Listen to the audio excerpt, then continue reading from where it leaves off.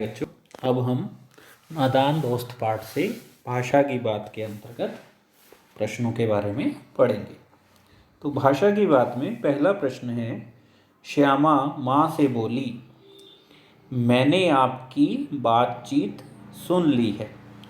इस वाक्य में मैंने तथा आपकी को काले गाढ़े रंग में लिखा गया है, इसलिए मैंने का प्रयोग श्यामा के लिए तथा आपकी का प्रयोग माँ के लिए किया जा रहा है।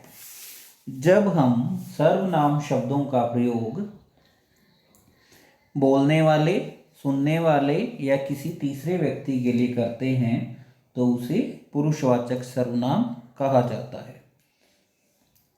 नीचे दिए गए वाक्यों में तीनों प्रकार के पुरुषवाचक सर्वनामों के नीचे रेखा खींचो। सर्वनाम शब्द आप जानते ही हैं कि जो शब्द संज्ञा या सर्व के स्थान पर प्रयुक्त किए जाते हैं उन्हें हम सर्वनाम कहते हैं, जैसे यह, वह, मैं, तुम, आप, हम इत्यादि। तथा सर्वनाम के भी आगे कई भेद हैं, जिनमें से एक है पुरुषवाचक सर्वनाम।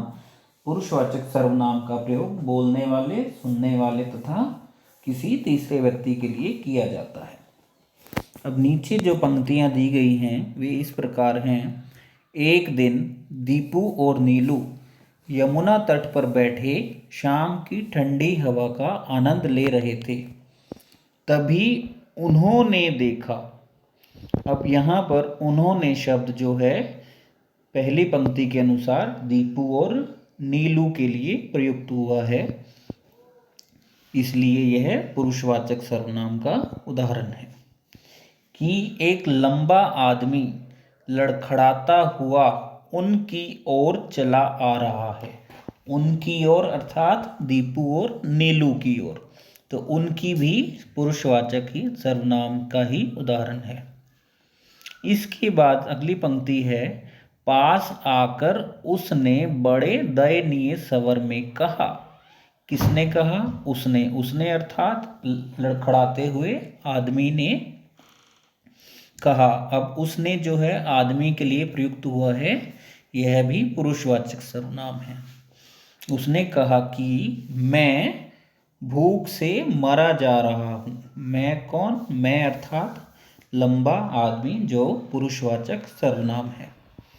क्या आप यहाँ पर नीलू और दीपू के लिए प्रयुक्त हुआ है, जो पुरुषवाचक सर्वनाम है।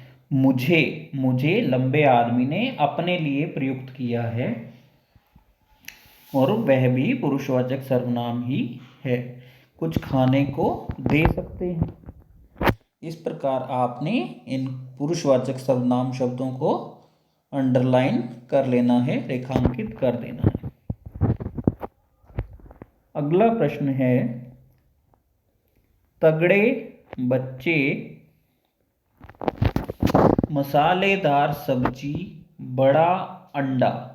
अब इन तीनों में तगड़े, मसालेदार तथा बड़ा को रेखांकित किया गया है, और ये तीनों ही शब्द बच्चे, सब्जी और अंडे की विशेषता या गुण के बारे में बता रहे हैं। इसलिए ऐसे विशेषणों को हम गुणवाचक विशेषण कहते हैं।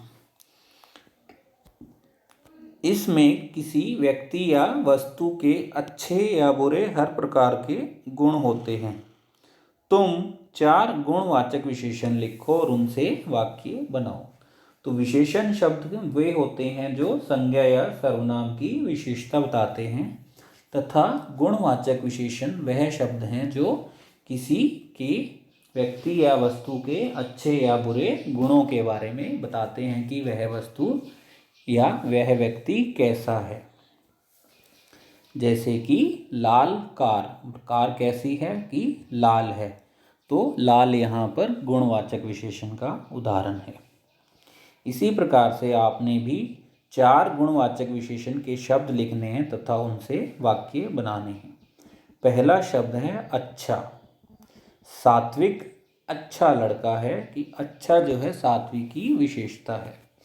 दूसरा है सुंदर, यह दृश्य बहुत सुंदर है, या आप यहाँ पर यह भी लिख सकते हैं, यह फूल बहुत सुंदर है। तीसरा शब्द है नीला। नीले आकाश में तारे टिमटिमा रहे हैं, या दूसरा उदाहरण इसका हो सकता है, मेरे पास नीली कार है। चौथा शब्द है पतला। यह पतला कपड़ा जल्दी फट जाएगा। तो पतला जो है कपड़े की विशेषता बता रहा है, इसलिए यह गुणवाचक विशेषण है। तीसरा प्रश्न है केशव ने झुंझलाकर कहा। केशव रोनी सूरत बनाकर बोला। केशव घबरा कर उठा। केशव ने टोकरी को एक टहनी में टिका कर कहा। श्यामा ने गिड़गिड़ाकर कहा। ऊपर के वाक्यों में जो रेखांकित शब्द हैं, जैसे कि झुंझलाकर, बनाकर, घबराकर, टिकाकर या गिड़गिड़ाकर, यदि हम इन्हें ध्यान से देखें तो इन सब के अंत में ही कर शब्द जुड़ा हुआ है। ये यहाँ पर रीतिवाचक क्रिया विशेषण के काम कर रहे हैं, क्योंकि यह हमें यह बता रहे हैं कि कोई क्रिया कैसे हुई है। क्रिया विशेषण शब्द क्या होते हैं? जो शब्द क्रिया की विशेषता बताते हैं उन्हें क्रिया विशेषण शब्द कहा जाता है, तथा रीतिवाचक क्रिया विशेषण वह क्रिया विशेषण है जो यह बताता है कि कोई क्रिया किस प्रकार से हुई है। जैसे कि पहले वाक्य में केशव ने झुंझलाकर कहा, यहाँ पर क्रिया है कहना, तथा उसने कहा किस प्रकार से है? झुंझलाकर। तो यह रीतिवाचक क्रिया विशेषण का उदाहरण है। इसी प्रकार से चौथी पंक्ति में केशव ने टोकरी को एक टहनी से टिका कर कहा। कैसे कहा उसने? टिका कर कहा।